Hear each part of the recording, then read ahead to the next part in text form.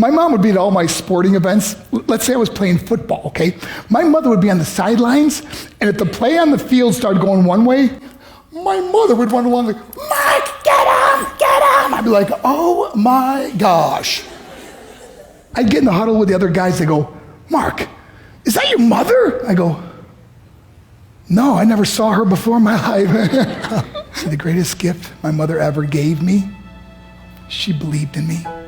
I have overdosed on drugs on 3 occasions where I should have been dead. But I believe I was kept here for a reason. You show me your friends, I will show you your future. How do I know this?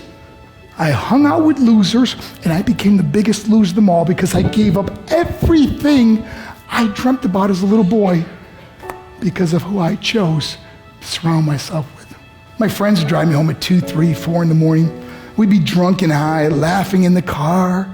We'd pull up in front of my house in New York. They go, Mark, the light's on. I go, oh man, my mother's up.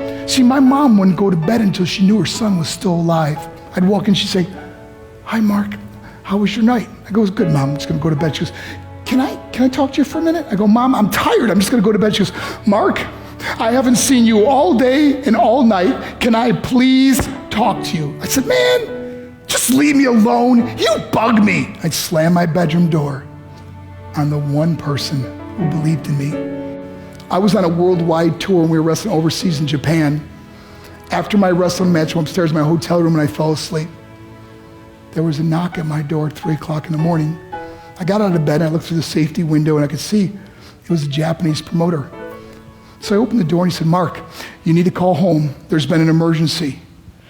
I went and got on the hotel room phone. I called back to the United States. I said, hey, what's going on? They said, Mark, I don't know how to tell you this. I said, just tell me what happened. I suddenly started crying. They go, Mark, I can't tell you. I said, just say it. They said, Mark, your mother died. I just threw the phone down. I ran out of my hotel room. I took the elevator to the lobby, and when the doors opened up, I just ran out into the street. I mean, there was no cars, there was no people. It was 3 o'clock in the morning.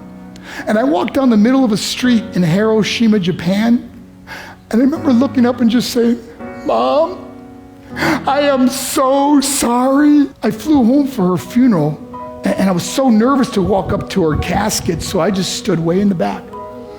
And I kept looking from a distance, and I kept thinking to myself, Mom, please wake up. Please get up. And then I finally got the nerve to walk up to her. And as I got closer, I could see my mom for the first time. I mean, she was so beautiful. She was dressed in white. I mean, she looked like an angel. And I just stood over and I said, Mom, you are my hero. Everything I am, everything I hope to be was because of you. You loved me so much. You gave me a life. You're the only one that ever believed in me. How did I repay her? By getting drunk, by getting high, by getting stupid, by hanging out with losers? For what? All she ever wanted to do was talk to me. I wish I could talk to you now, Mom. I wish you could see what I'm doing. Why couldn't I have been a better son? We are defined by our choices. But if you surround yourself with people involved in drugs and alcohol and pills, it's a dead end. I'm not here to preach to you. I'm here to tell you I lived that life. It leads to broken hearts, broken relationships, broken dreams, and death. For what? To get high? If you have a mother or a father, when you go home, tell them how much you love them. See, my whole life was about being rich and famous. I had to be a millionaire. I had to win the race. I had to win the race at the expense of my marriage, my family, my friends. For what?